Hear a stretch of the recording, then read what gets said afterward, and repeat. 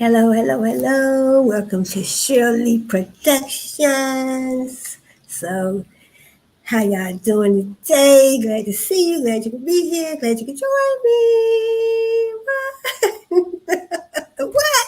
So, yeah, I just want to talk a little bit about um,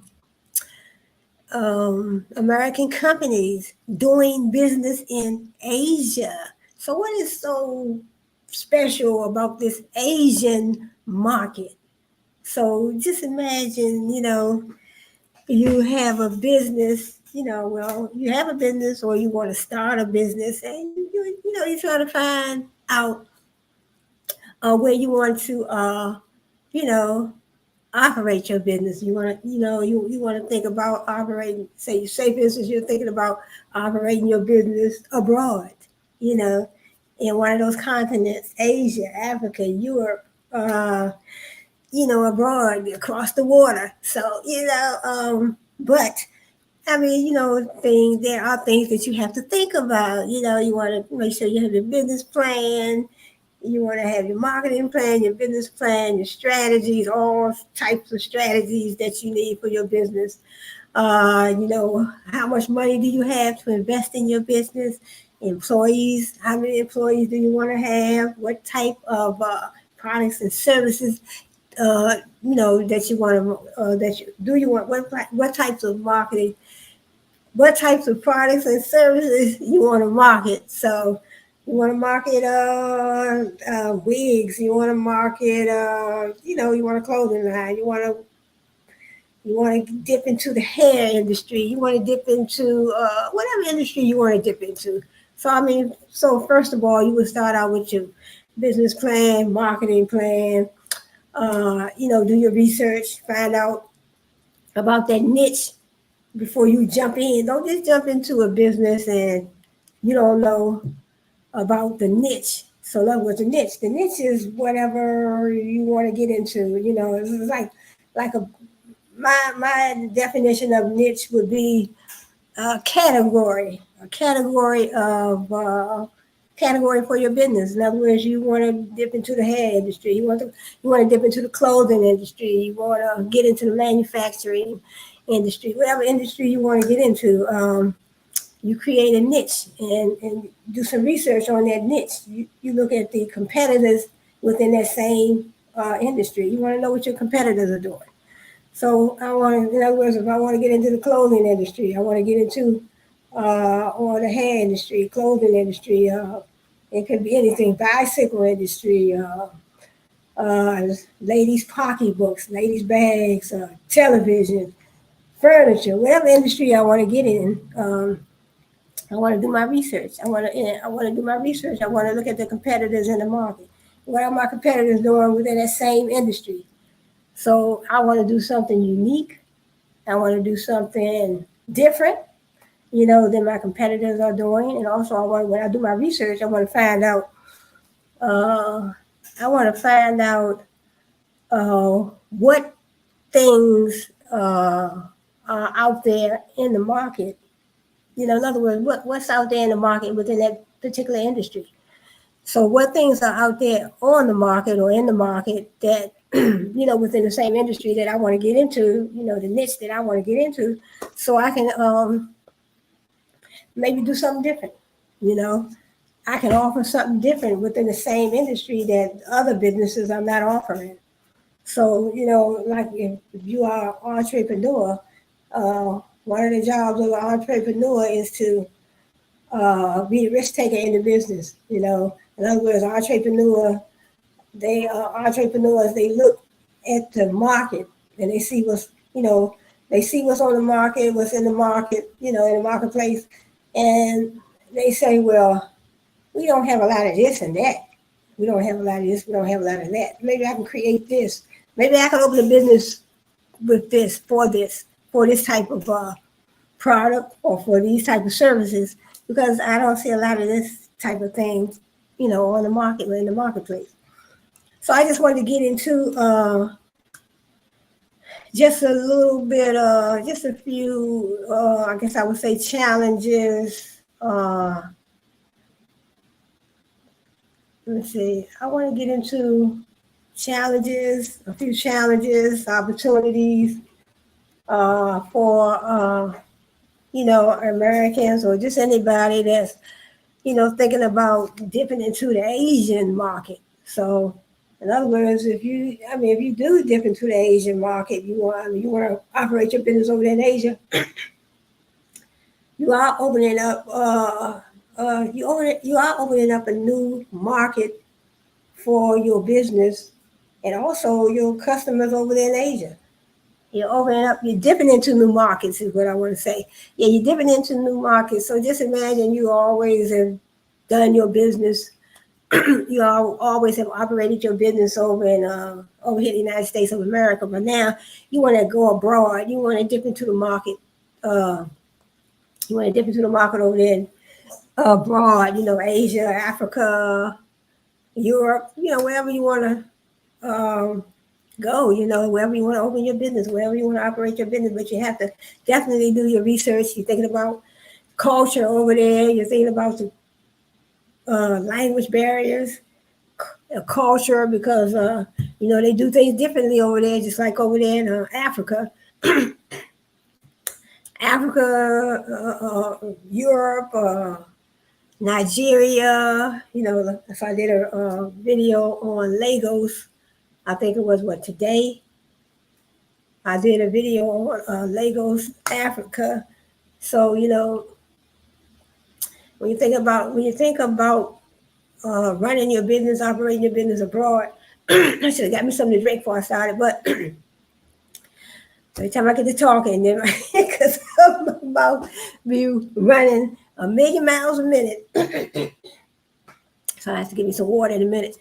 But so I was saying, yeah, when you want to operate your business abroad, it's a lot of things to think about. In other words, you're still thinking about the same things that you would think about in the United States of America. So, in other words, when you're operating you're running any business, operating your business, even if you operate your business over in the United States of America, or wherever you open up your business, so you still basically have to think about. You might have a few other things that you might have to think about. I mean, you're gonna still think about your branding, your marketing,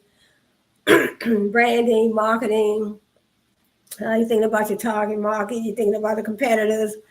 You're thinking about what business licenses you need. You're thinking about how much money you have to invest in your business. You're thinking about location. You're thinking about employees. You want one employee, or you don't want any, or you want 4 or 5 employees, and you're thinking about just a lot of things to think about, So, you want to make sure you have a marketing plan, your business plan. So wherever you want to open your business, wherever you want to open your business, you definitely need those main things, You need a registered agent, but then if you want to go abroad, then you have to add some other things into your marketing plan, your business plan, because you have to think about the different cultures over there. I mean, we might have different cultures over here in the United States as well. 9 times out of 10, we have different cultures over here as well. But taking your business abroad, and then you have to think about security, thinking about, let's say you just think about, I mean, you thinking about your customers, when it comes to those language barriers, how the customers want to be able to understand you. Can you understand your customers? And you can also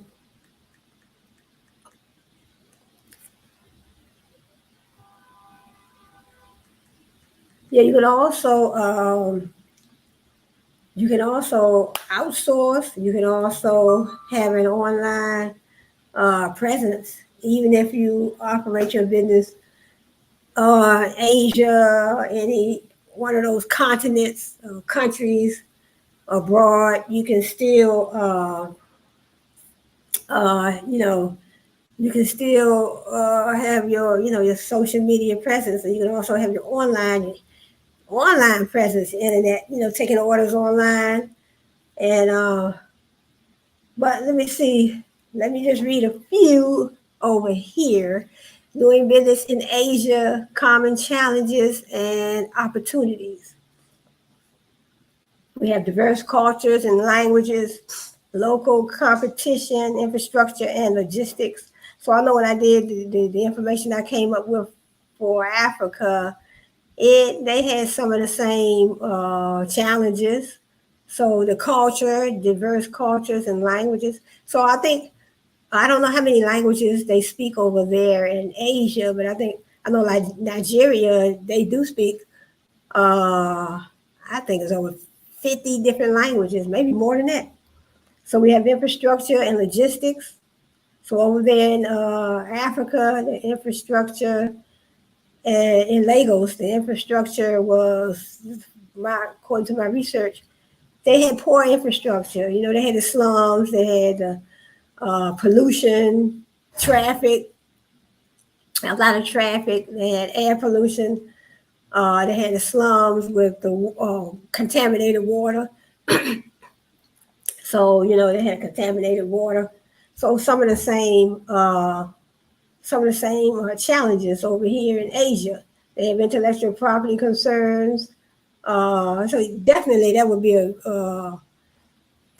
a concern that you definitely would have to think about before you think about opening your business in Asia. If you want to have intellectual property concerns, you know, you have your trademark, your trade name, and you definitely want to secure your intellectual property for your business.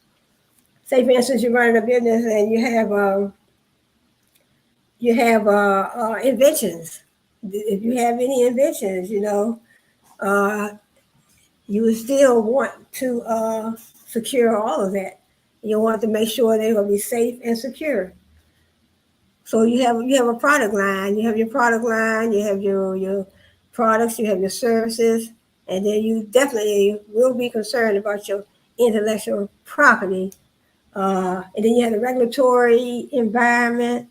Then when we come across the opportunities, free trade agreements, tax holidays, and special economic zones, growing consumer classes, technological advancements, and they also have the fintech and financial services. So I guess those are the opportunities. Free trade agreements. So free trade agreements are. I don't want to get political on this. I don't want to get political on this article, but those were just the things from the contents, table of contents. But it says Asia has long been recognized as a hub of economic growth and opportunity, attracting businesses from around the world. So seeking to tap into its vast consumer base and thriving markets. But while the region offers tremendous potential, there are also notable challenges. So when you think about Asia, I know Africa, they had, I think it was it 200, I think it was Lagos had 200 million residents. So when you think about all those people that you can try to, you know, pull into your business as customers, 200 million people. So it's almost like when you think about your social media platform, you have a certain amount of subscribers, you have a certain amount of followers.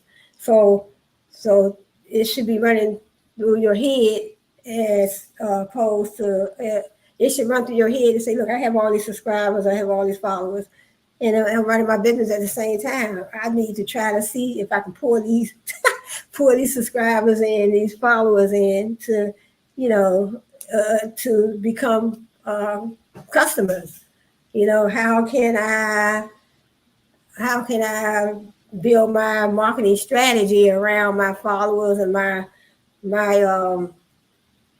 when I say my subscribers, how can I build my marketing strategy? So your marketing strategy, marketing means, well, it's probably more than this, but my definition of marketing is making your products and services available to the customer. That's part of your marketing strategy. And whether you want to use social media, you know, you want to use social media channels, social media platforms, or however you want to make sure your customers are aware. Your customers have to be made aware of your products and services. I mean, you might have your business on a billboard, like I said, social media, TikTok, Instagram, Facebook, YouTube. I mean, back in the day, they used to have the word of mouth, door to door. Avon representatives, they would come to your door. They would come to your door and see if you want to buy some Avon. So it says Asia has long been recognized as a hub of economic growth and opportunity. So if you are running a business or you're thinking about running a business, when you think about Asia, and if you hear that, hey, they have long been recognized as an economic hub, as a hub of economic growth and opportunity. So when you hear that, you said growth and opportunity, economic growth and opportunity. So economic, you thinking about, hey, how can I tap into that market? How can I tap into that market and help build my business, help create my business, help build my business, help me build my strong brand, help me pull in customers. So you need to have what the customer wants and what the customer needs. It says that this article explores some of the common hurdles faced by businesses in Asia and highlights the promising opportunities available to savvy entrepreneurs. Right, savvy entrepreneurs, those, me, you, this person, that person, we could be an entrepreneur. We are the risk takers in the business. And what we want to do, we want to do our research. We want to do our research on a particular niche that we have chosen for our business. So we're thinking about our products and services. We're thinking about our niche. When we think about our niche, we want to, we're thinking about our niche. We want to, offer something that the customer wants and needs. It says Asia. It says this article will explore some of the common hurdles faced by businesses in Asia. So businesses are facing hurdles in Asia. They face some hurdles in Africa as well. So probably anywhere you do business, you're going to face hurdles. You're going to face some advantages and disadvantages. Your pros and your cons. Promising opportunities available to savvy entrepreneurs. Challenges of doing businesses in Asia. So one of the challenges of doing business in Asia, they have a diverse culture and language, and they have different languages. So same thing with Africa. Like I said, according to my research, they have, I don't know, it might be more languages than that. According to my research, I remember at least 50 different languages, and I know English is one of their main languages. So I know also, according to my research, some countries, English is not the first language. English is not the first language. In some countries, they don't even speak English. So, that's why I say when you do your research, those are the things you want to find out. You want to look into the culture. You want to look at the language barriers, cultural barriers, language barriers. It's just so many, different barriers that your barriers are the things that will stop you from, making sure your business is successful. Asia is incredibly diverse. According to the UN, it comprises 48 countries, each with its distinct culture, customs, and languages. So 48 countries in Asia, and they all have I think that's the same thing with Africa. They have their countries. Each country has their own distinct culture, customs. So their customs, how they do things, how you have 48, this thing, you have 48 countries, and they all have their own way of doing things. They all have their own culture as well. And so there's something else. They all have their own distinct culture, customs, and languages. Just imagine all them different languages in them 48 countries. Many individual countries are themselves internally highly diverse. So when you're thinking about stepping into new markets, it might open up a new doing business abroad, opening up your business abroad, it does open up new markets for you. And it's a new way, another way that you can pull in that money that pull in the money, pull in your profits. So that's a way too, but you still have to you still have to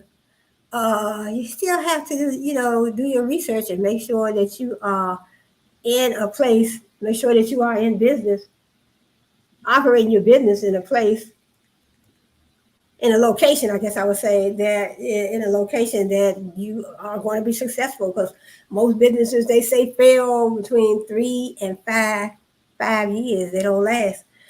But with determination, with you determine you determined to make your business work, and sometimes it takes you working, 24/7, Well, I hate to say that, but that's according to my research, yeah.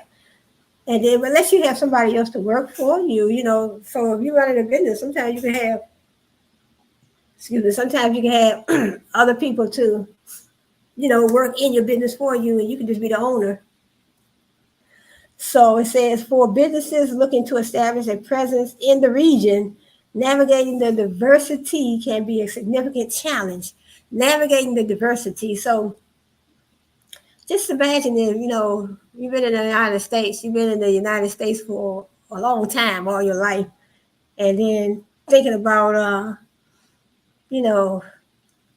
operating your business. You could think about, sometimes it don't have to be a business. It could be, hey, I decided I want to move out of the United States. I want to move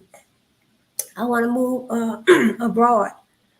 I want to move abroad. I want to live abroad. I want to have a house built abroad. I want to open up my business. I want to go to school abroad. So it takes getting used to those different cultures. It says one of the common misconceptions is that a one-size-fits-all approach can work for all Asian markets. In reality, tailoring business strategies and marketing campaigns to suit individual markets is essential for success. Businesses need to invest time and effort in understanding local preferences, traditions, and social norms. This might involve hiring local staff, engaging cultural consultants. Yeah, I would definitely need a cultural consultant if I was over me a business overseas. If I went abroad, I would definitely need. It says, or conducting an extensive market research, taking the time to bridge cultural gaps will demonstrate respect for the local population and go a long way in establishing trust and credibility. Yeah, so wherever you open your business up, you definitely want to establish trust and credibility. Because when I think about Walmart, and Target, and Kmart, and the Nike brand, the K-Swiss brand, the Reebok brand, and we also have cell phone carrier brands, your T-Mobile, Verizon, Boost Mobile. So those are the brands over here in the United States of America. I don't know if they are operating abroad. So those are the companies too. I can also do some research on. So I say business was my major at Australia University. Business is such a broad topic, and there's so many companies that I can narrow it down and just talk about a particular company. But sometimes I like to talk about the wide. I like to talk about a wide range of things. I like to get into the branding, marketing, the competitive advantage. I like to get into niche marketing, strategies, your business strategy, your marketing strategy. I like to get into, things like that too as well. But, branding. What is a brand? Your brand is your company is your brand. So how do you go about branding? Branding is a verb. Brand is a noun. So businesses need to invest time and effort in understanding local preferences, traditions, and social norms. So number 2 was the challenge. The challenge number 1 was diverse cultures and languages. Number 2 is local competition. Entering the Asian market often means facing stiff competition from well-established local players, right? Stiff competition. You're definitely going, any business that you open up, and no matter where you open your business, you still going to probably face competition. Even if you run your business or you open your business over here in the United States of America, you are definitely going to face competition. Say, for instance, I want a nail salon or I want a barber shop or a beauty salon, a barber shop, I want to open up a grocery store. I want to open up a computer store. I want to open up a cell phone store brand. I want to I want to sell wigs, you know. So I used to make wigs, and where else did I find out how to make them? Right on YouTube. So I just went on YouTube and found out how to make those wigs, and I did market them for a while. I had my strategy. I had my labels, my logos, my packaging, and all that, you know. So I still know how to make them, but I don't sell them no more. But so just imagine if I was trying to get into the Asian market or the African market. Just imagine if I was trying to open up a business over there, and you know, because I don't even know if they even sell. I don't even know if they even wear wigs over there. For real, I don't know. See, but that would be something I would have to do research on. Cause yes, I don't know if they even wear wigs over there in Africa. So, like I said, you know, when you're thinking about your business, opening your business, and you're thinking about your products and services that you want to offer, then you have to definitely try to think about doing your research on what the people want. What do the customers want? You don't want to offer anything in your business that nobody wants. So when you're doing your research, you're going to do all that, you know. Your research, your marketing research, you know, you're thinking about your business plan, your strategy, all include that all in your research. And then you also include competitors, you know. You want to do some research on your competitors. What are the competitors doing in the same market that I want to get into, you know? It's just a lot. It's just like you definitely have to have that plan because it's just so many things to think about. And I know if I don't write things down, I will definitely forget. But I tried to think off the top of my head a lot of times. So number one was the culture. Number one was the culture, diverse cultures and languages.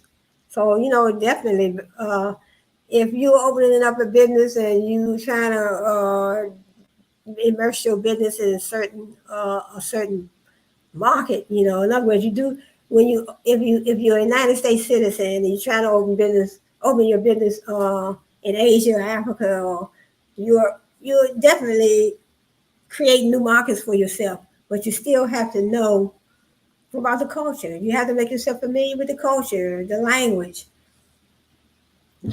So, because it's, you know, but I mean, you know, it's just something to think about. So we're talking about the culture, we're talking about languages. Now we're talking about competition. So entering the Asian market, you definitely will be faced with competition. Number three, infrastructure and logistics. While Asia's reputation as a hub of economic growth is often centered around its bustling metropolises and cutting-edge technological advancements, it is crucial to understand that the region is not uniformly equipped with well-developed infrastructure and seamless logistical networks. Yeah, so just like Africa, Asia, they are not Asia. You know, you want to open your business over there in Asia, they are not equipped with a great, good, you know, infrastructure. So they are not. So just think, you know, you want to run a technology company. You know, you want to run an information technology company, and then you're thinking about opening your business over there in Asia or Africa or some other country or continent. So Asia and Africa, they are continents. So wherever you want to open your business over there, and then you say you're thinking about, you know, after doing your research, you found out that the infrastructure is not strong. So if the infrastructure is not strong, and so like I said, whatever you want a technology company, and you won't be able to, you know, then you have to want to second guess yourself. So sometimes you have to change your plans. It's crucial to understand that the region is not uniformly equipped with well-developed infrastructure and seamless logistical networks. So the networks are not strong like over here in the United States of America. These challenges manifest a very these challenges manifest in various ways, including inconsistent road and transportation networks, unreliable power supplies, insufficient warehousing facilities, and regulatory hurdles that can hinder the efficient movement of goods. Right, hinder the swiftness of those goods. You can't move your goods, and you running a business and you're trying to move goods here and there. That will slow down your business. That'll slow down your profit. You know, your business, yeah, definitely. And then the power supply, like over there in Africa, they don't even have. So they don't have the electric company like we have over here. We have Pepco over here. You know, we pay a monthly bill for your Pepco. Pay a monthly bill for your Pepco services. But over there in Africa, so Asia seems like they're saying the same thing. So that's why I wanted to do my research on Asia, because I did it on Africa, and I was trying to find out uh, did they have the same disadvantage when it comes to the electrical situation. You know, how is the electricity over there? So they don't pay. I know in Africa they don't pay like electric bill like we do over here in the United States. So I said we so blessed. We are so blessed. We pay electric bill, we pay a water bill, we pay, you know, I guess they pay rent over there too, but they don't pay no electric bill. They have to get generators. And I know I have a friend over, family over there. I'm not gonna say the whole family, you know, our friends with me. So they don't, and they told me, they said, well, we don't pay an electric bill. We don't pay no electric bill. We have to have a generator, but you know, and my friend was like, well, you know, it's dark over here, because sometimes when I talk to him, he talks in the dark. You know, I'm like, wow, is it dark over there already? But it don't be dark. It don't be. I mean, it don't be real late, but you know, they have to wait till the people bring electricity. I'm like, wait a minute now. And I'm like, you know, so they don't have that. Then also they don't have, like, over here we have a fire department. And so that's part of their culture. You know, those cultural differences can make you or break you. So they don't have fire departments like a fire engine, you know, fire truck. I mean, they don't have a fire truck that, you know, you have a fire at your house or a burning building up the street or whatever, and then you have, you know, you can call the fire department. They'll come put the fire out. And then also, if you get sick, you need to call the ambulance. They'll come take you to the hospital. They don't have that in Nigeria, and they probably don't even have that in Asia. So they don't have that. Yeah, they don't have it. You know, you have to put the fire out yourself. So those are some of the cultural differences that you have to think about when you're thinking about starting businesses in these different countries, continents that have so many cultural barriers. You know, language barriers, cultural barriers, and I know in Africa, traffic is so bad. You know, and then they have all these cars on the road, all the cars on the road creating all this air pollution, that brings bad health to people. And also then they have these mosquitoes over there in Nigeria that's creating all this malaria, you know, because I know my friends, him and his whole family, they have had malaria about 5 or 6 times, you know, maybe more than that. Probably had it before, way more than that before I met them. I know since I've known them, they all have had this malaria about 5 or 6 times. But I just hope and pray that they can, you know, thank God that it's not over here, but I hope and pray that they can get, you know, rid of that malaria over there. And then also they had the monkeypox, and then I think the monkeypox, they had that over there in Nigeria, but then I think it came over here too.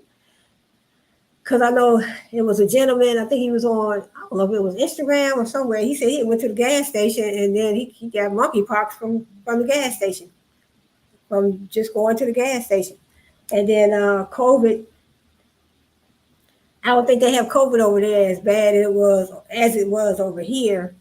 So let me see. Let me finish. That was number 3, infrastructure and logistics. These challenges manifest in various ways, including inconsistent road and transportation networks, unreliable power supplies. Right. Okay. I just read this. Unreliable power supplies. If you're thinking about running a business over there in Africa or Asia, you already know you're going to have a power supply issue. So unless you have purchase a couple of generators for your business and your home. It says this underscores the need for a nuanced understanding of the diverse infrastructure landscape within Asia. So I don't have time to be putting up with a whole lot of these problems, when it comes to, hey, if I want to start my business, I want to operate my business over there in these different, these 2 continents. So I don't have time to be faced with all of these problems. So what I would do, I would think about, hey, where else can I open my business? Where else can I run my business? I know that these markets are emerging, they are growing, but you still will have problems. You have your cultural barriers, your language barriers, like I said, the power supply. Some places have corruption, different challenges, Collaborating with local authorities and industry experts to identify key areas for improvement can streamline operations and mitigate logistical bottlenecks. Moreover, leveraging cutting-edge technologies such as real-time tracking systems, predictive analytics. Right. I talked about that too in predictive analytics, one of my videos, how companies are predicting what you might want to purchase the next time. In other words, they keep a record of what you did purchase, and then they make predictions from that. Say, for instance, you purchased a flat screen TV, 50 inches, and then when you go back to purchase again, they on the website, they can predict, they make predictions of what you might want to purchase again based on what you purchased previously. So predictive analytics. And also I talked about SEO, search engine optimization. So in other words, you're running a business, whether it's abroad or it's in the United States of America, you want to make sure your business is searchable. You go to Google, or somebody goes to Google your business, they would be able to pull your business up, search engine optimization. So you want to definitely make sure you do the paperwork for that. So companies can't find you, that's part of marketing too, as I was saying earlier. Marketing, making your products and services available to the people. So SEO, search engine optimization, that's part of a marketing strategy as well.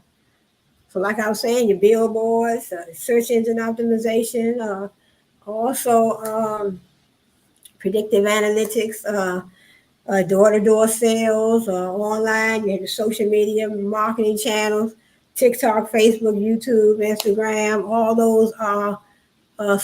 those social media platforms can be part of your marketing strategy.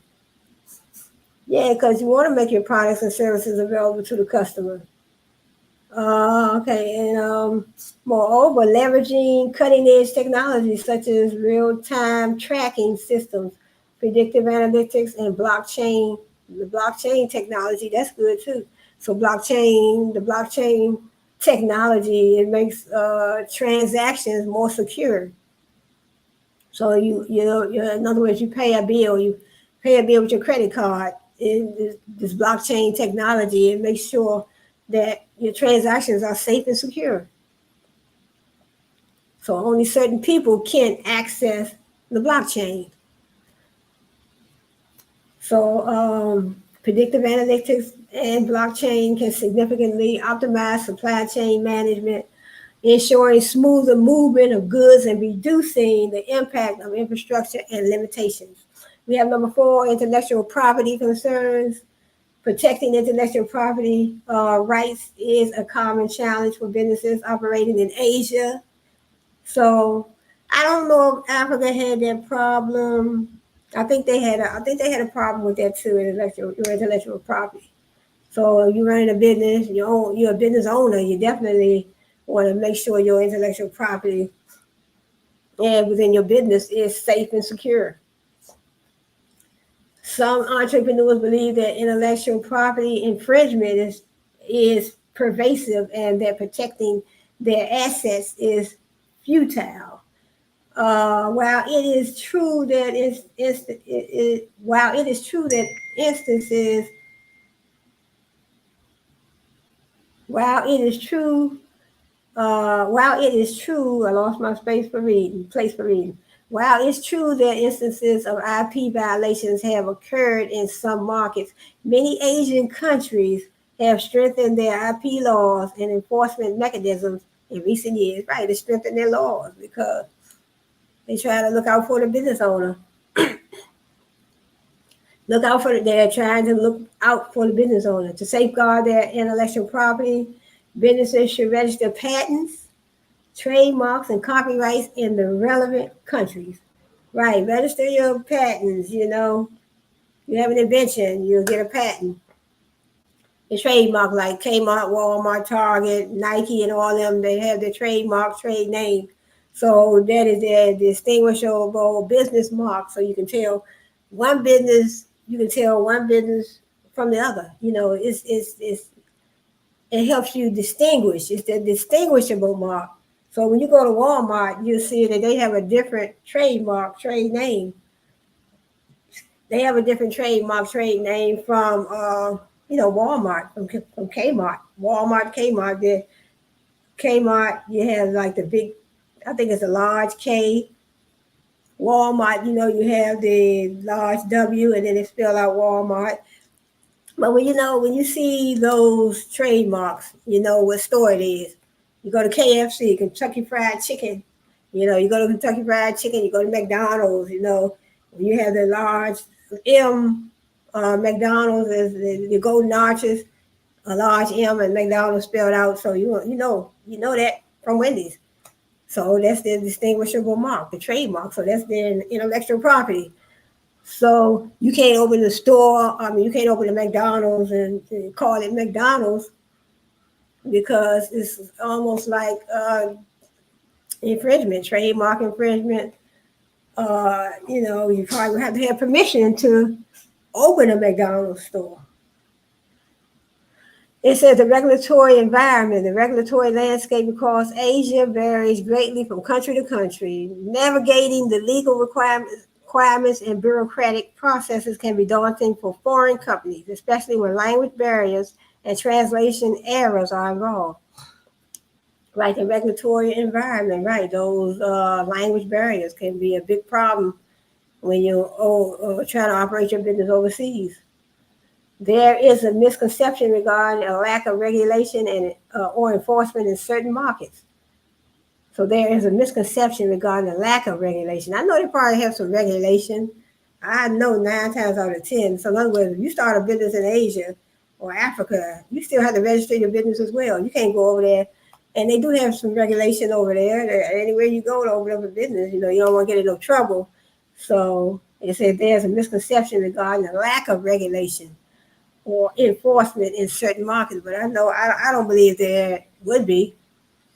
I don't believe there would be any lack of regulation. On the contrary, most Asian countries have extensive, stringent regulations, as I said, and non-compliance can result in severe penalties. So if you think you're gonna go to another country, another continent, Africa, Asia, those continents, and you think you're just gonna open your business, and they have Asia. So what they're saying is they do have stringent penalties. So you gotta abide by the rules, and even not just opening up your business. Not just opening up business. If you go travel, you still have to follow the laws and the rules of these other countries and these other cities, these other countries. You go abroad. Africa they definitely have their rules and regulations wherever you go. You can't just go and think that you're not gonna follow the rules, because they have the police over there too. So the police over there, the police everywhere. So To overcome these challenges, businesses must work closely with local legal experts and advisors to understand the laws and regulations specific to each market they wish to operate in. So yeah, that's what I'm saying. All that comes into play when you're doing your research. You want to know the rules and regulations. What's going on? What do I have to abide by in this marketplace, in this country, this country, this city? I'm going abroad, but and even if you, like I said, even if you are not operating business and you just visiting, you traveling, and you still have to abide by the rules. So that's how they go. In other words, when you travel outside of the United States of America, you are a foreigner as well. So we may be thinking about, these foreigners, these immigrants, they coming over here. And but they want to get away from where they are, because 9 times out of 10, if they running all over here by the millions, they must get it really bad over there to run over here. Because when they come over here, they're gonna find out that they ain't gonna be so good over here as well. But but if you travel to their countries, their cities or their countries over there, then you still have to abide by the rules, because you are going to be considered a foreigner. So if I go over there to Nigeria, I will be considered a foreigner. I I would have to check in with the continent. I guess they have some type of office over there, or some type of, when you make arrangements to fly, you can't just probably go into somebody's country, or over there to the continent of Africa, and think you're just gonna go over there. They do that over here in the United States, so they can't just come over here. They have to have these. We have to have these visas, and all this stuff has to be in place. So you can't just travel. You have to have a visa. You're going to school. You have a student visa. You have a student visa to get into a particular country. So if they coming over there from, if you have students coming from Nigeria, or they coming from Asia, they coming over to the United States of America, they can't just come over here. They have to have the proper visas and everything set up. So opportunities for growth in Asia. There are challenges in operating in Asia, but there are also great opportunities. There are huge markets of consumers to be tapped. So you're thinking about tapping into the Asian market. You have to have your paperwork in order. Many Asian countries are at the forefront of using incentives to attract businesses to their country. And as historical traders, most Asian countries embrace the benefits of trade agreements, whether they be bilateral or multilateral. So bilateral means 2 ways, multilateral means many ways. And now in the next one, we have the free trade agreements. Free trade agreements in Asia play a significant role in facilitating the movement of goods and services among member countries. The main multilateral treaties in the region are the Asian Trading Bloc and the free trade agreements between Asia, Australia, and New Zealand. The Asian Bloc allows member countries to member countries to trade most goods and services at low tariff rates, ranging from 0% to 5%. Additionally, the agreement among Asian,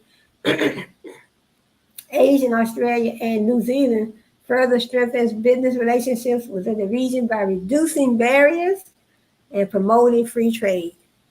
So for the free trade, I would look at that as an incentive.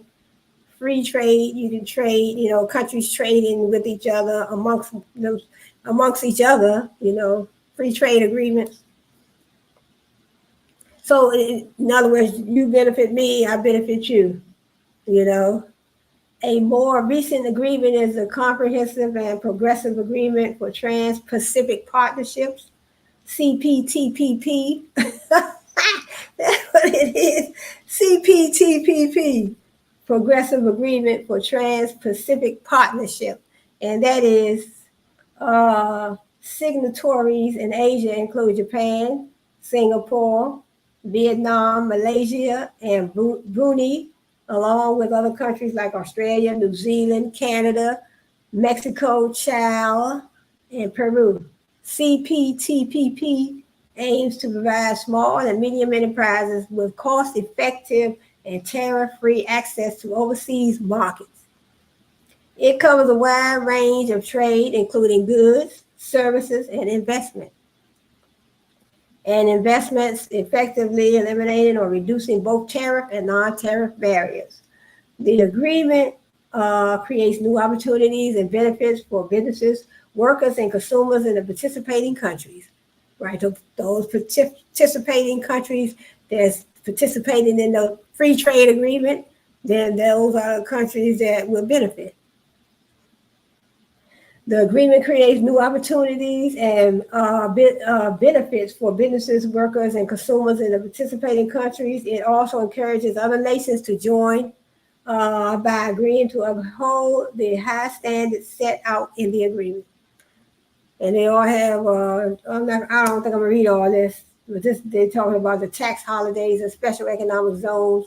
I don't think I want to read all that's a whole lot. And another opportunity is the growing consumer classes. We have another opportunity, number 4, technological advancements. Asia is at the forefront of technological innovation and digitalization. Countries like China, Japan, and South Korea in particular are renowned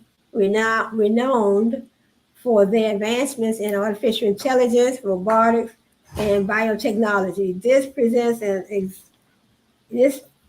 an exciting opportunity for businesses operating in these fields or related industries, collaborating with Asian tech companies, investing in research and development centers in the region, or partnering with local startups can facilitate access to cutting-edge technologies and foster innovation with businesses.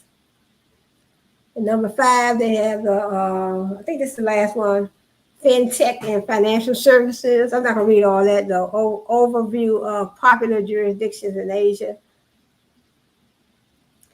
So that was the last one. So in other words, you want to open up your business, you want to, you want to go abroad. You want to open up your business abroad, So, you're thinking about, like I said, you start out with your research, and then you think about, say, hey, is Asia a place where I want to market my products and services? Is Asia a place where I can see myself there for a while, in the future? Is Asia a place where I know I'm immersing my business into new markets when I open my business abroad. But is that a place that I want to be? Is that a place where I want to operate my business? Is that a place where I can grow, where I can benefit, where I can be a benefit? I guess I would say where I could be a benefit to these customers, to these residents in Asia. What do I have in my business? What type of business can I open and operate in Asia that would benefit the customer? What type of brand do I want to, open? What type of business do I want to open? So, when you do your research, you think about, those are the things you think about. You're thinking about how much money it's going to take to run your business, how much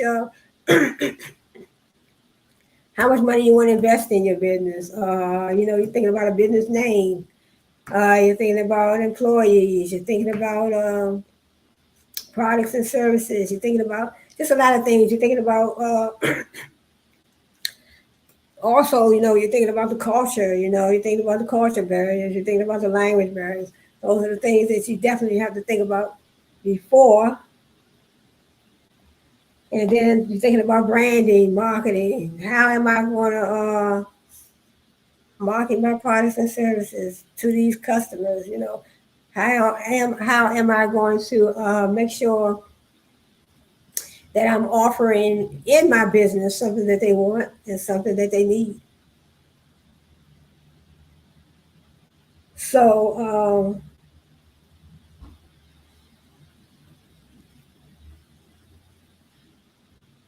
yeah, so and also a business plan. Besides the business plan, you're thinking about a vision and a mission statement. Your vision, your mission for your business. What do you think? What do you think your business? Or well, I guess I would say it this way. What do you think?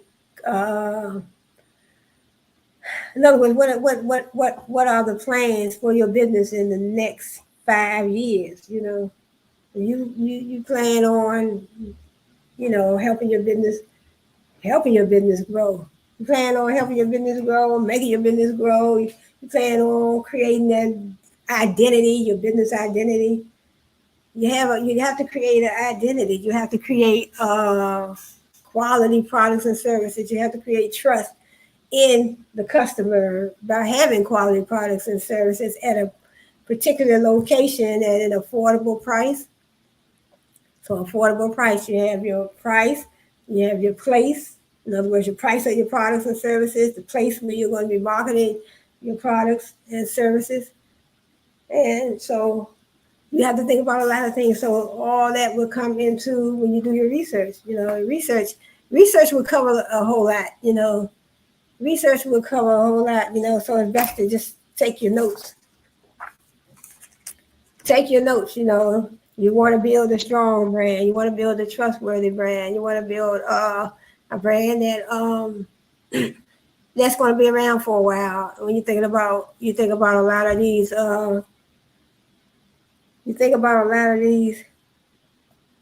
brands that have been around for a long time. So they built a strong brand. They built trust in the customer. When you go to these brands, when you order from Nike and let's say Walmart, Kmart, and I mean, it's so many. I don't know. It's probably billions of brands in the world. So all the brands that I have ordered from, I know when I go back, or even when I order the first time, I know that I trust them. They have built trust in me. So, they have built the trust in me when I order, or when I go to the storefront and pick up what I want to pick up.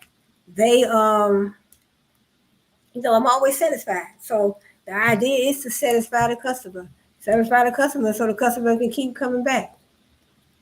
So that's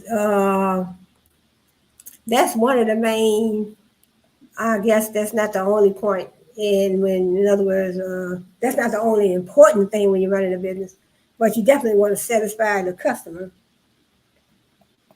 A satisfied customer would definitely want to come back. So yeah, so I'm not going to hold this video too long, but so just so just concentrate on your business name, your money that you want to invest in the business.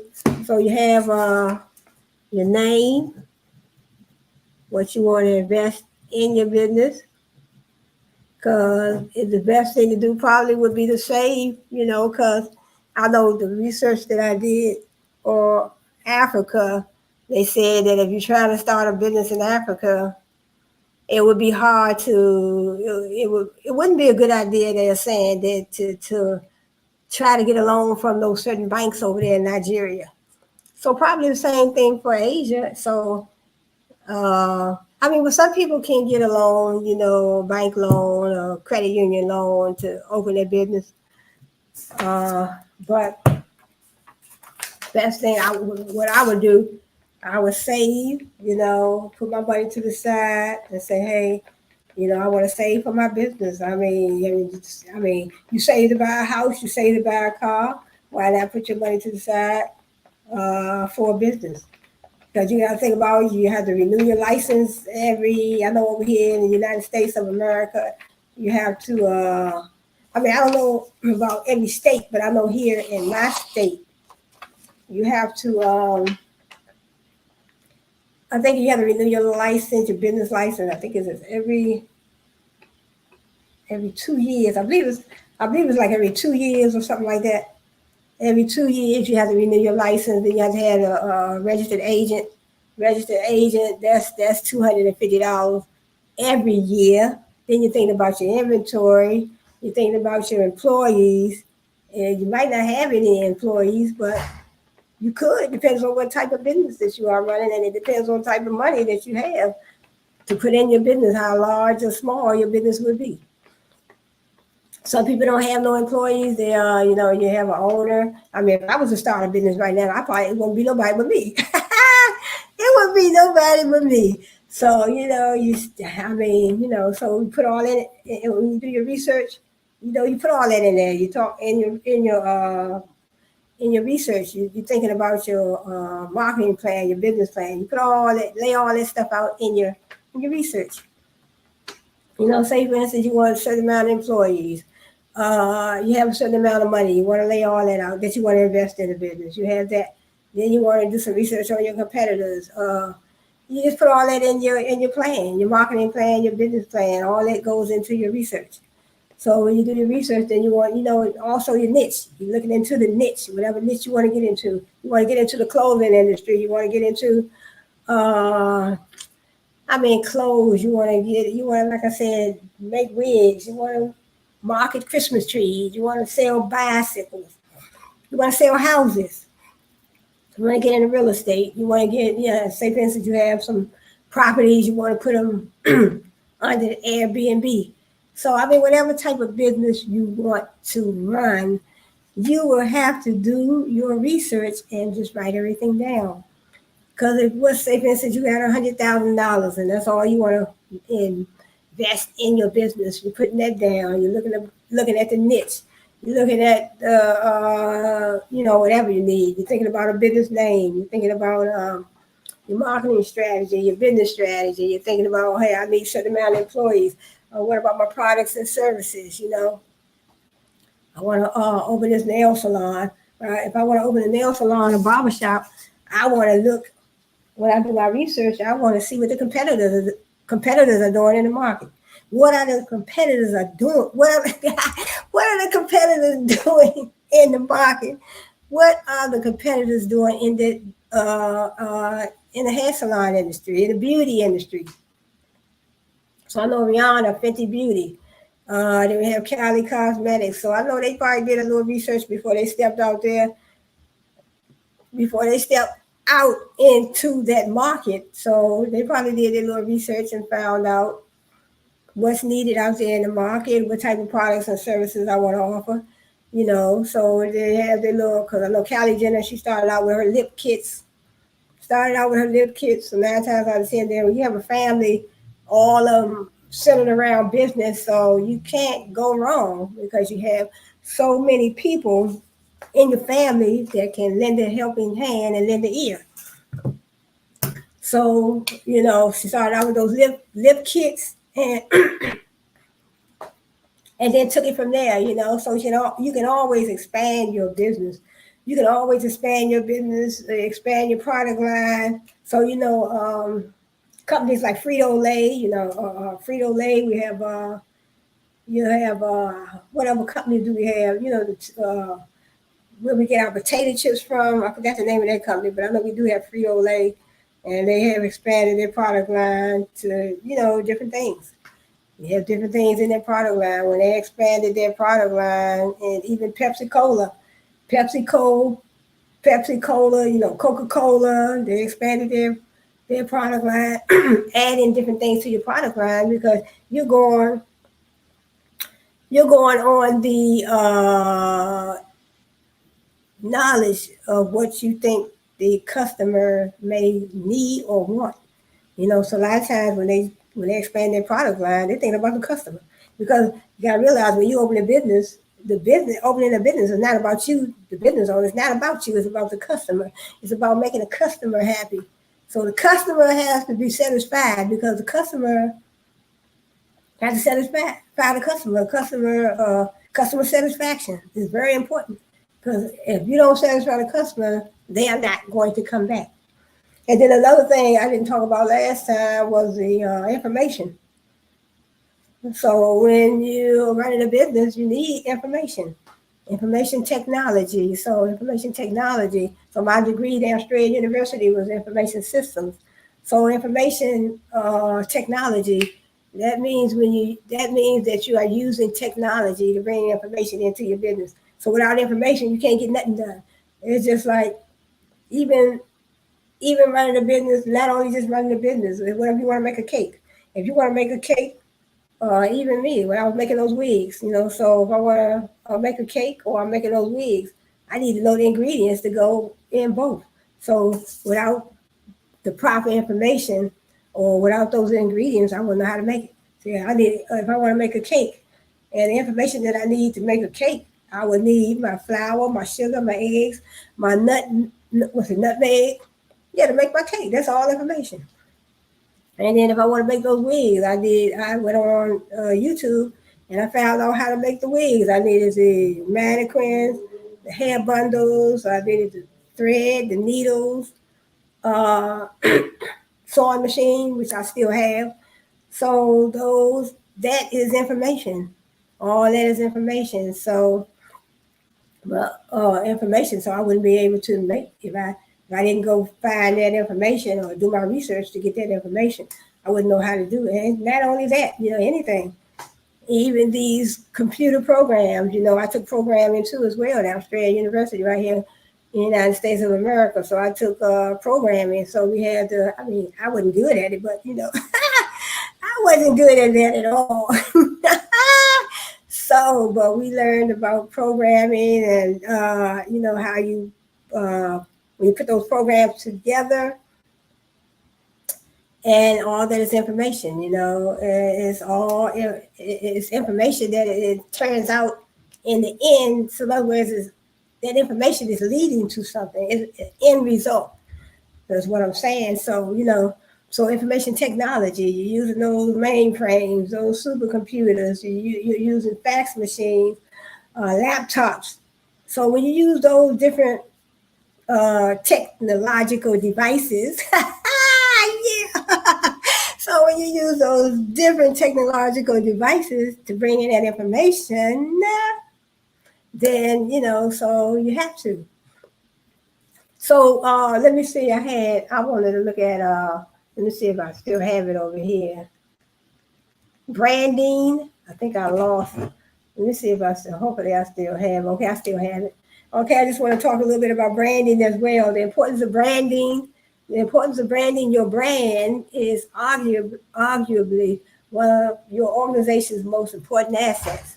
It gives your organization an identity, makes your business memorable, encourages consumers to buy from you, supports your marketing and advertising, and brings your employee pride.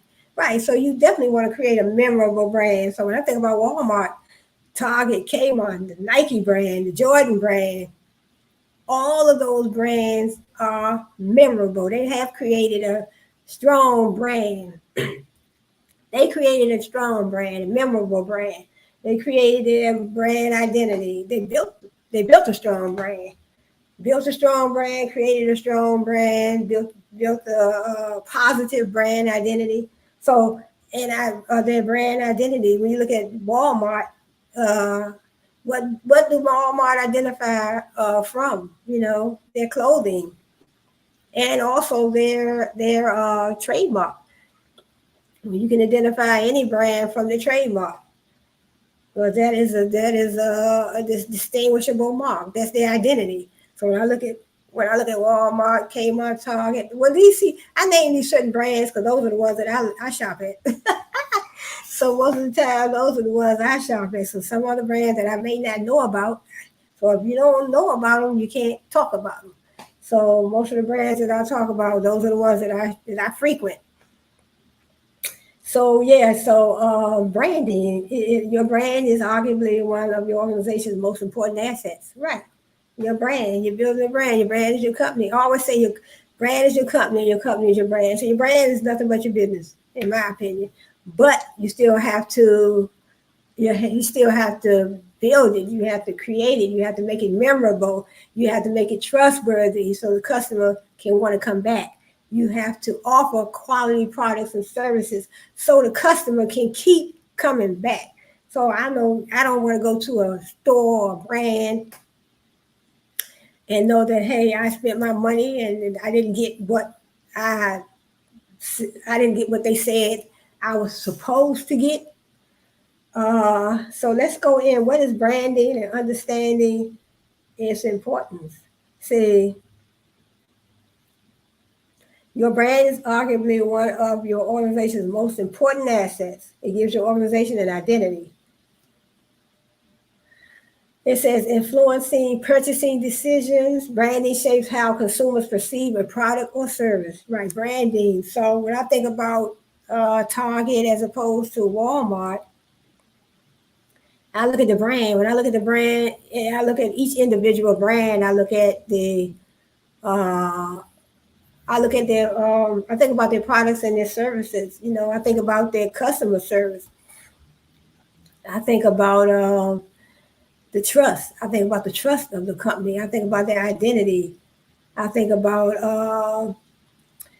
I think about their identity. I think about they have built this, you know, some companies definitely have built a strong brand identity. A strong brand image can create positive associations with quality, value, and or a particular lifestyle, influencing purchasing decisions, creating an identity for your business. A brand extends beyond a company's product or service, right? The brand extends far beyond. My thing is branding, in my opinion, is everything.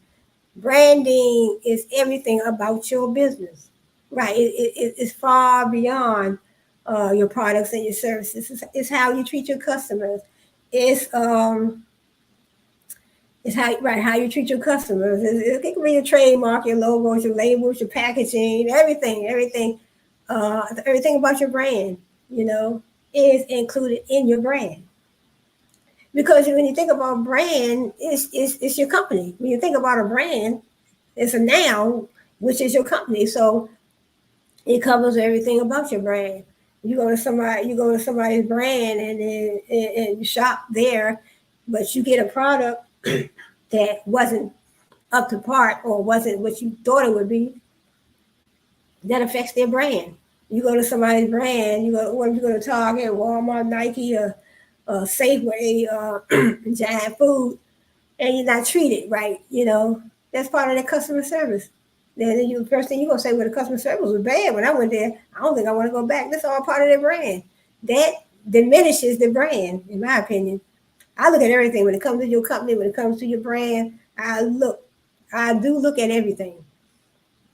Helping customers remember your business. Branding makes your business memorable, right? And I think about Walmart, Kmart, Target, Nike. I think about all those brands. I go to Safeway. I get my groceries. I go to Giant Food. I go to, and also we have Costco's over here. We have BJ's. We have Costco's. So when I think about those particular brands, I know that they are memorable. They are all in my memory. So consumers, you know, since I am a consumer, I do have certain brands in my memory. That's why when I talk about certain brands, I don't even have to look on the paper. Already in my memory. So when I think off the top of my head, Walmart, Kmart, because I go to them, I shop at them places so much.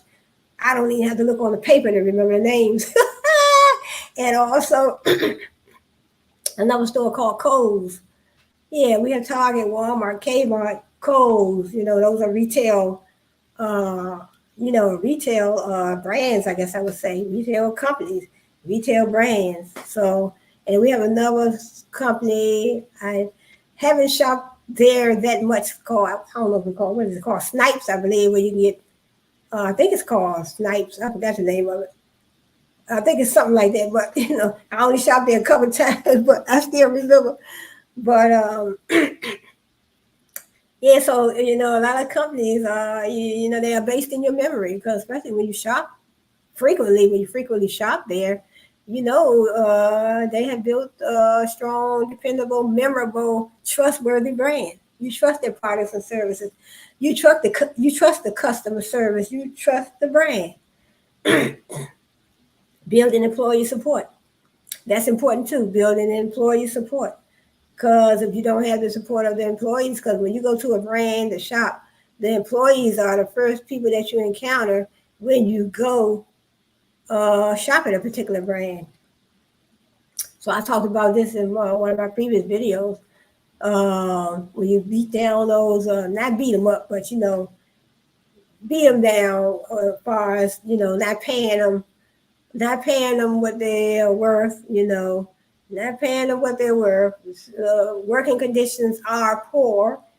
Just a lot of negativity. They haven't gotten a raise in 10 years, so that's why you need to build your employee support. You need to build your employees up. So when you build those employees up, when a customer come in, they're going to treat the customer with great satisfaction. But when you beat those employees down, the wages are low. That's why you see some employees going on strike, because they're like, look, we're not having this.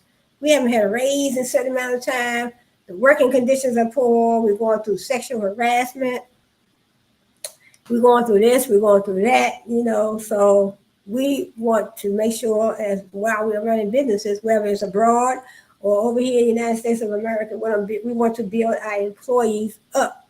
Branding brings your employees pride, right? When you brand your company, you're not only giving your business entity, you're not only giving your business identity, you're also creating a reputable, highly regarded workplace. Strong branding brings in strong employees. Right, that's a good point too. Strong branding brings in strong employees. So when those employees see that you care about your customers, you care about the brand, and then they don't mind working for you. Brand strategy guide. It's true. Branding is creative work. It's also a team effort, and there are many stakeholders who should be involved in the process. Everyone has an opinion, and everyone has an opinion. Navigating useful feedback and changes can make branding a challenge, but you don't have to invent your brand without help. And it says so. In other words, do have companies that can help you. So we have so I think that was the end of that. Yeah. So in other words, how to create a brand. How to create a brand. Determine your target audience, establish your mission statement, as I was talking about the mission statement and your vision statement, define your values, right? Define your values, features, and benefits, create your visual assets, find your brand voice, and market your brand. Yeah, so establish your mission statement. Also, I was looking at this one right here, was it define your values, features, and benefits. Define your values. So you don't want to be a business. You don't want to be a business that's unethical, because I took a course called business ethics. You don't want to be a business that's running an unethical business. You have unethical practices in your business. And so that creates a culture within the business. In other words, you have a lot of negative things going on in the business, but nobody does anything about it. And it just keeps going on and on and on. That creates a certain type of culture within the organization. So that's all we talked about in one of my courses: culture and culture and culture and more cultures. Yeah. So you have to be careful. And you have to be careful when you create when you're running an organization. You want to create a learning organization. We talked about that in one of our courses too.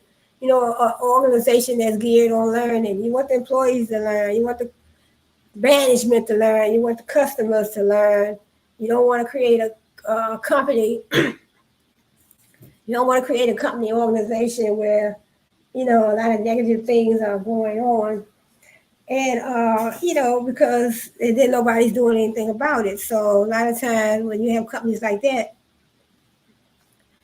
a lot of times when you have companies like that, then they, negative things, it just becomes regular behavior, behavior, your culture is your behavior as well. Behavior, your culture is your behavior, your religion, how you do things. Different cultures have different ways of doing things. Like the different cultures over there in Africa, different cultures in Asia, they do things differently than we do over here in the United States of America. So I shopped at this store one time. Well, actually, it was a restaurant where you get sandwiches, and so I was in line and I wanted to get a Subway sandwich. It wasn't a Subway sandwich shop. We do have Subway sandwich shop over here where you get sub sandwiches. But I was in line, and it was another Subway store, another sandwich store where they sell tea and cold drinks and sandwiches and cakes and pies and stuff like that. But I was behind this gentleman and the lady, and so when he ordered what he ordered, and she wrapped everything so good. And she wrapped this stuff so neat and put it in the bag real neat. And he said, "Wow, you wrapped that so fast and you wrapped it so neat." And she said, "Look, yeah, because I want you to come back." So that also creates the culture. That creates a positive culture within that business. And also it creates customer satisfaction. It creates a great culture. It creates an atmosphere. It creates is something. Well, you have customer satisfaction, but you also creating I don't know the word I want to use right now, but you're creating I guess I would say you're creating good business practices, and that way the customer will want to come back.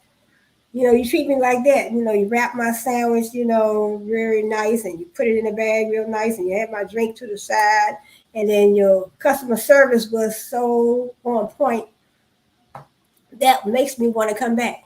You know how sometimes you go to some businesses, you go to some companies, and you're like, you know what? They don't even make me feel like I want to come back. So then you also, when it comes to something like that, you think about the identity. That is a negative impact on that brand's identity, that brand's reputation. So you have to build a memorable brand, strong brand, great reputation, create a great reputation with your customers, your brand identity, So, you have to, when I look at certain brands that I have shopped at over the past 2-3 years, they have built a strong identity, strong business identity, I guess I would say. Strong brand, strong business identity, strong reputation, a good reputation.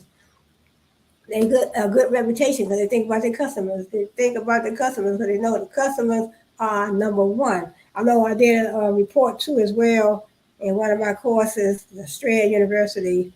And I did a report on Southwest Airlines, so we had to do a report. We had to pick out something that we wanted to do a report on. So I did Southwest Airlines.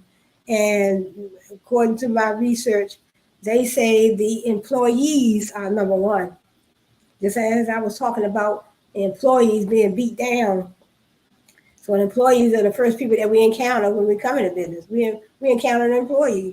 They wait on us at the cash register. They wait on us when we're looking for a particular clothing item or food or something. You go to a grocery store, you can't find this, you can't find that. You might summon an employee. So those are the first people that we more likely.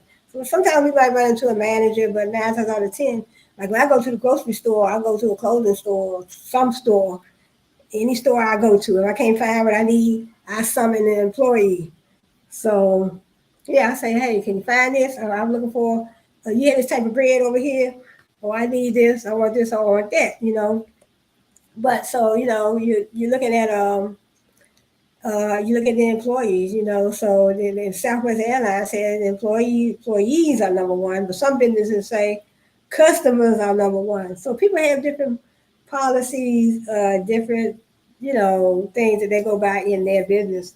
But they said employees are number one because uh, if they are beat down, if they are beat down and are not treated well, they're not treated, and the pay is low, the working environment is poor, and they just haven't gotten a raise in 5 to 10 years, and then it's going to trickle down to the customer. The customer come in, they are going to be like, oh man, they're not paying me. You remember Taraji said, they're not paying me what I'm worth, and so that's what it is sometimes. And so just think, is she mad because they didn't, they wasn't paying her, which they should have, but they wasn't paying her. Just think, what if she go out there and do a movie, and then she don't put her best foot forward when it comes to her acting role in that movie, because she's like, look, they ain't paying me what I'm worth, so I'm just gonna go out here and do the job and just get paid and be done with it. But that's how it is. So some companies do say that.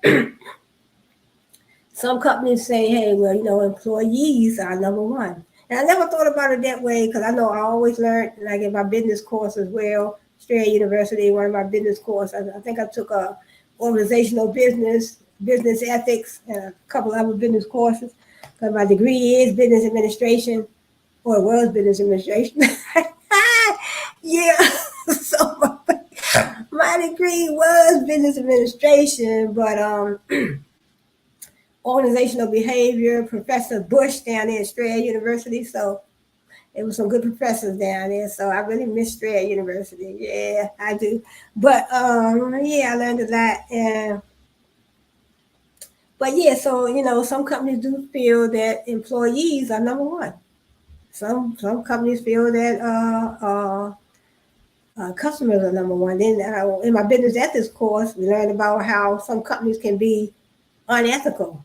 Then values. You have to think about your value, a company's value system. Their morals and ethics. So one company, what we talked about in the book, there was like cases and stuff. They had cases in the book that we went over some cases. One case they were talking about how this company was unethical because they were dumping all these chemicals in the landfill near people's homes, and people were getting sick. So that was one case in the book that we talked about. So that is an unethical business practice. And also that creates a culture, that creates a bad culture within the organization. You got a company that's dumping all these bad chemicals in landfills near people's homes. They had that was in a book, but that actually was on, I don't know if that was on the news, but that was somewhere I read, where the people were getting cancer because they lived where they lived. It had some, I guess it had certain chemicals, and that was, I mean, they had several cases like that. But this was a situation that we learned in our book, my business ethics book, Strayer University. But now, we don't even have to deal with books that much. You can go online and just go to Google and type whatever you need, whatever you want to learn about. Google. So Google is another brand too as well. So Google. They said that Google wasn't even a word. So when Google was created, it wasn't even a word. And then I guess it became one after that. After they branded the word Google for their business. And so they have expanded into doing different things as well. So nothing wrong with expanding your product line, your business line, and then moving forward in your business. So I gotta get me some. Wow, I need something cold or something hot to drink. Let me see. So I think I'm going to end on this note. I am at 129, but so I guess I'll see you on the next video. Probably, I don't know what I'll do next. I may do Europe next. Maybe Europe will be the next continent. I want to do Mars as well too. I want to do Mars because years ago, they used to talk about how there was life on Mars. They used to say, "Well, I think we got life on Mars." I'm like, did they really ever find out that there was life on Mars? So I don't think I was kind of happy when I heard about it. I'm like, wait, they come with life on Mars? What do people look like up there? I wanted to know what the people look like. So I was, I was, I was in on it. So I want to do some probably Europe. I may do Mars first, and then Europe. So I may do Europe. I may do Mars. I definitely want to do Mars because I don't even think that they go up there anymore. But for a while they did go up there a whole lot, and they kept on telling us, yeah, well, I think there is life on Mars, but they never really substantiated that to be true or not. But so I definitely want to do some research on that. So, but these topics. So, business is a broad term, but there's so many different areas in business and so many different, well, I guess I would say topics, so many different topics that you can talk about that relates to business. They have a whole lot of international companies, international brands, global brands. So I can talk about a lot of those. International brands, global brands, domestic brands within the United States of America. So, when it comes to business, I mean, there's just so much content that you can gather, you know. So just imagine if I was a person that traveled a whole lot and I was just, and I was just videoing and everything and putting it on my YouTube channel, just traveling, and I'd be out there just videoing all that, you know. I mean, because if I'm out in the field, I probably wouldn't be able to do StreamYard. It would probably just be like, I'll be out there videoing, and then it would be good if I had a cameraman. I had a cameraman to follow me around, and I'm traveling from place to place. I mean, I can do that within the United States as well, too. I don't have to go out the country. I don't have to go abroad. I don't have to go abroad to do that, So, but you never know what Shirley TV or Shirley Productions will have next or in the future on her channel. Because I do want to get my friend on here from Nigeria because I wanted him to show some of his, where he lives. Not his house, but out in the open, and that would be a good video right there. If I could get him on here where he can be out there in the field and he can talk about his life in Nigeria because he was born and raised in Nigeria. But some people, he doesn't seem like he want to be on YouTube. But that's why I just do my research because it's just me a lot of times. I mean, I have family and everything, but nobody don't want to be on no YouTube. Nobody want to be on YouTube. Can't get my sons to come up here. Can't get my grandkids, None of them don't want to come up here and they're like, what, you're crazy. I'm not coming up here on YouTube. So I said, but it's all good. Yeah. Yeah. So let me finish up where I'm going to end it. So let me end this video and I'll see you all in the next video. Thank you for joining me. And thank you for joining me. And thank you for being here on Shirley Productions, the Shirley Productions, Shirley Vision TV, Shirley TV, Shirley Television, the Shirley Network. Oh, wow. So I said, what? Yeah. So thanks for joining me. Glad to see you, and I hope to see you on my next video. So like I said, Mars or Europe. So you all have a blessed one. Yeah, you all have a blessed one, and I will see you next time. Good.